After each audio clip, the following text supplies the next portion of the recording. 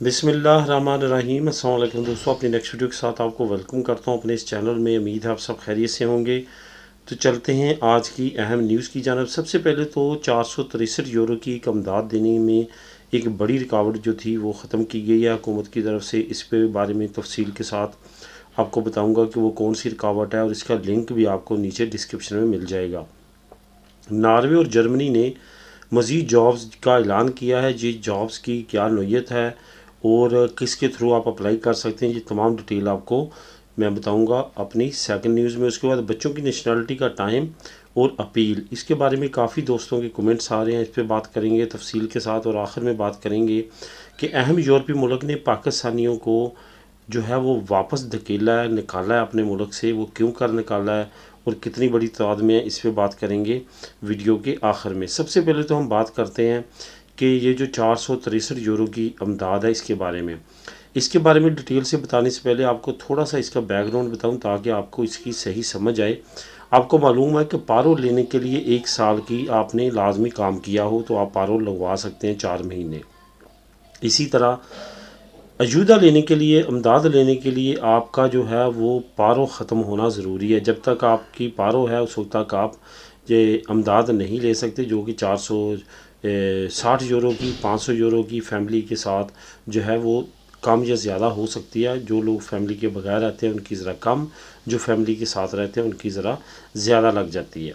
अब उस पर क्या था कि काफ़ी लोग ऐसे थे जो किसी न किसी वजह से उनके काम छूट गए, उनका जहाँ पे काम करते थे वहाँ पे काम ख़त्म हो गया, या कोई और वजूहात की बिना पे अब उनके पास काम नहीं रहा। लेकिन मसला क्या बना कि उनका जो है वो 1 साल मुकम्मल नहीं हुआ। अब उस पे क्या है कि अब 1 साल जब मुकम्मल नहीं होता तो पारों में भी कुछ रिस्ट्रिक्शंस थी जो पहले, अब उसमें कुछ कम की गई हैं।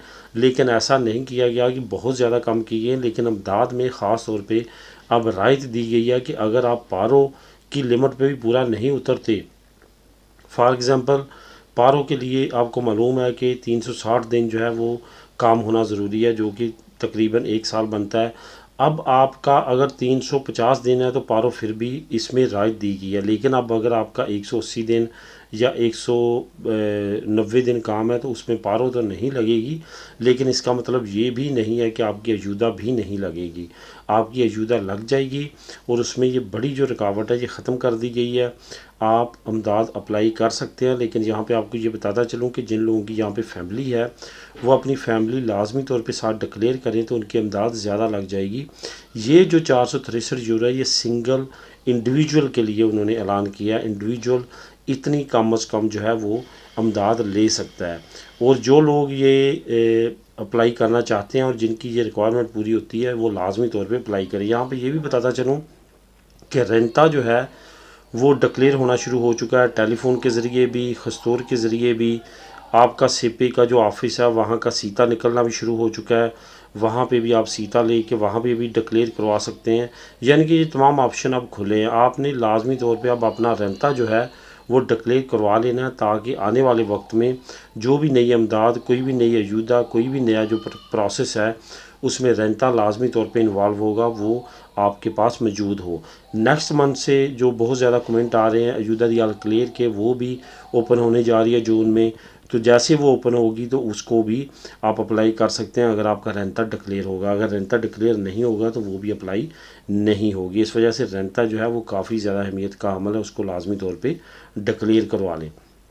नॉर्वे और जर्मन हुकूमत ने नई जॉब्स का ऐलान किया जो कि तकरीबन 2500 यूरो तक उसकी सैलरी होगी। और उस सैलरी के लिए आपको क्या करना होगा, आपकी क्या रिक्वायरमेंट है, ये तमाम चीज़ें आपने किस तरह पूरी करनी है, इसका लिंक नंबर 2 से मैं आपको नीचे प्रोवाइड कर देता हूँ। तो नीचे आपने जैसे उस लिंक को क्लिक करना है वहाँ पे तमाम रिक्वायरमेंट्स आ जाएंगी। लेकिन मैं यहाँ पे आपको ये बताता चलूँ कि ये हुकूमत स्पेन के तावन से उन्होंने ये जॉब्स जो हैं वो रिक्वायर्ड की हैं। यहाँ पे आपको सीपी की वेबसाइट का भी लिंक मिलेगा।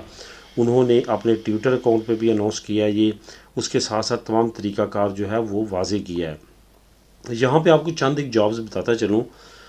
वैसे तो उन जॉब्स की यहाँ पे भी बहुत ज़्यादा डिमांड बढ़ चुकी है और यहाँ पे भी काफ़ी ज़्यादा उनका सैलरी रेट बढ़ चुका है, लेकिन इससे कहीं ज़्यादा जो है सैलरी रेट अब वहाँ पे है और वहाँ पे सहूलतें भी आपको ज़्यादा मिलती हैं। सबसे पहले तो आपको बताता चलूँ कि ज़ुबान की फ़िलहाल प्रॉब्लम नहीं है। वो जब आप वहाँ पे जाओगे जॉब शुरू करेंगे तो साथ साथ वो आपको फ्री कोर्सेज शुरू करवा देंगे अगर आप चाहेंगे तो आपके लिए जॉब की जो सबसे ज़्यादा वहाँ पे अपॉर्चुनिटीज़ हैं वो कंस्ट्रक्शन के शोबे में जो मिस्त्री वगैरह हैं जो कंस्ट्रक्शन का काम करते हैं उनकी बहुत ज़्यादा डिमांड है वहाँ पे। मुख्तलिफ नौइयत की जो मिस्त्री हैं उनकी वहाँ पे बहुत ज़्यादा डिमांड बढ़ चुकी है और अच्छी खासी सैलरी मिलती है। 2500 यूरो तक जो है वो आपको सैलरी वहाँ पे ऑफ़र की जाती है। उसके बाद बस ड्राइवर्स की बहुत ज़्यादा दोनों ममालिक में शॉर्टेज है, ट्रक ड्राइवर्स की बहुत ज़्यादा शॉर्टेज है। इसके साथ साथ आप अगर इलेक्ट्रिक काम जानते हैं उसकी बहुत ज़्यादा शॉर्टेज है।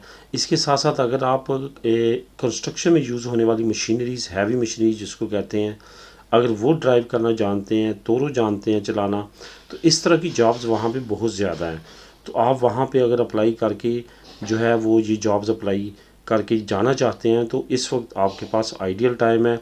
इसके लिए आपको ये बताता चलूँ कि ये जर्मनी के लिए ख़ास तौर पे आपके पास EU कार्ड होना चाहिए तो आप इन जॉब्स के लिए अप्लाई कर सकते हैं। लेकिन नॉर्वे के लिए आपके लिए के पास नेशनलिटी होना चाहिए, क्योंकि नॉर्वे जो है वो EU कार्ड एक्सेप्ट नहीं करता, वो डायरेक्ट नेशनलिटी पे ही आपको इजाज़त देता है कि आप उसके मुल्क में काम करें। तो ये तमाम तरीक़ाकार है। लिंक नंबर 2 जो नीचे आपको मिलेगा उस पर क्लिक करके आप अप्लाई कर सकते हैं, CV सेंड कर सकते हैं, अपनी तमाम डिटेल सेंड कर सकते हैं। अगर आप उनके मेयार पे पूरा उतरते तो वो आपको लाजमी तौर पे कॉन्टैक्ट करेंगे और लाजमी तौर पे वो कर लेते हैं और आपको वहाँ पे जाने की ऑफ़र्स करते हैं। वहाँ पे आपको बड़ी बड़ी अपॉर्चुनिटी सहूलतें देते हैं। उसकी यही वजह है कि वहाँ पे बहुत ज़्यादा शॉर्टेज है और वो चाहते हैं कि ज़्यादा से ज़्यादा लोग इस वक्त उनके ममालिक में जाएँ और काम वहाँ पे करें और जो वर्कर्स की शॉर्टेज है उनको वो पूरा कर सकें। बच्चों की नेशनलिटी का टाइम और अपील, यहाँ पे आपको 2-3 चीज़ें जो पहले मैंने कुछ वीडियो में आप लोगों के साथ डिस्कस की थी वो दोबारा रिपीट कर देता हूँ ताकि नए जो आने वाले सब्सक्राइबर हैं एक तो उनको शायद मालूम ना हो, दूसरा दोबारा आपको रिवाइज़ हो जाएगा। बच्चा जब पैदा होता है उससे लेके अगले 1 साल तक वो 1 साल काउंट नहीं करना नेशनलिटी अप्लाई करने का। साल उस वक्त काउंट होता है जब आपके बच्चे को पहली रेजिडेंसी मिल जाती है। जब रेजिडेंसी मिलती है उस रेजिडेंसी की मिलने की डेट से ठीक 1 साल बाद जब डेट वो कंप्लीट होता है कार्ड, उस वक्त 1 साल नेशनलिटी अप्लाई करने का कंप्लीट होता है। पहले आपने अप्लाई नहीं कर देनी, बाद में आपकी रिफ्यूज़ल आएगी, रिजेक्ट होगी तो टाइम ज़ाया होगा। इस वजह से आपने ये एक चीज़ अपने जहन में रखनी है। जब आप अप्लाई कर देते हैं अमूमन तौर पे देखा ये गया है और पर्सनल एक्सपीरियंस भी यही है, मैक्सिमम 1 साल तक नेशनलिटी बच्चों की पास हो जाती है। ठीक है, और जब आपके बच्चों की नेशनलिटी पास हो जाती है तो उसके बाद आपको मालूम है कि बहुत ही आसान प्रोसेस है। इस पर मैंने सेपरेट एक वीडियो बनाई हुई है आज से 1 हफ़्ता पहले, उसमें आपको तमाम डिटेल मिल जाएगी। मैक्सिमम 2 हफ़्ते हुए होंगी तो वो तमाम प्रोसेस है। अगर खुदा न खास्ता आपका 1 साल तक भी आपके बच्चों की नेशनलिटी पास नहीं होती, अगर तो आपको बहुत ज़्यादा जल्दी है, आपने कहीं उनको भेजना है, कुछ करना है, तो फिर तो आप उस झंझट में पड़ेंगे, आपने अपील करवानी है। फॉर एग्ज़ाम्पल आप अपील कर भी लेते हैं तो उसको भी 5-6 महीने लग जाते हैं अपील करते, उसकी फावरावले निकलते सारा। तो उस दौरान वैसे ही आपके बच्चे की पेपर पास हो जानी है, क्योंकि उसका प्रोसेस जो यहाँ पे ख़ास तौर पे बच्चे पैदा हुए हैं उनका प्रोसेस तो बहुत ही आसान है और बहुत ईजी है और बहुत फास्ट है। क्योंकि उनकी एक तो बर्थ सर्टिफिकेट की कोई वेरिफिकेशन नहीं, कोई उनमें रिक्वायरमेंट नहीं होती, वो जहाँ पैदा हुए होते हैं। उसके बाद उनकी करैक्टर सर्टिफिकेट भी, जिस पे सबसे ज़्यादा ये टाइम लगा रहे हैं आजकल, उसकी कोई वेरिफिकेशन नहीं होती। इस वजह से बच्चों की अपील करने का कोई ख़ास फ़ायदा मुझे नज़र नहीं आता। इस वजह से मेरा यही मशवरा है कि बच्चों की नेशनलिटी पे अपील ना की जाए।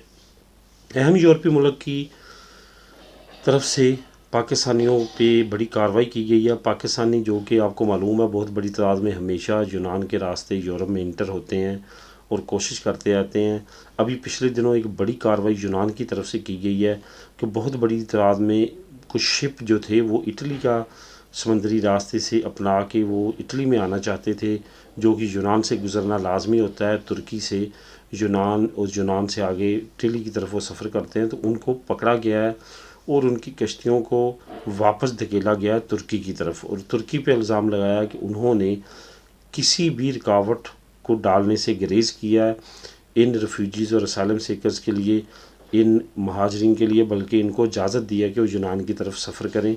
तुर्की और यूनान में अमूमन ये चपकलस रहती है और ये बयानात आते रहते हैं, और तुर्की ने भी इसके बारे में यही कहा कि वो अपने बॉर्डर्स पे कंट्रोल रखे हुए है। यूनान की तरफ से ये कहना है कि ये जो बड़ी तादाद में लोगों को हमने वापस धकेला, इसमें बहुत बड़ी तादाद पाकिस्तानियों की थी, जो कि हमने पानी में इनकी कश्तियों को वापस भेज दिया है तुर्की की तरफ।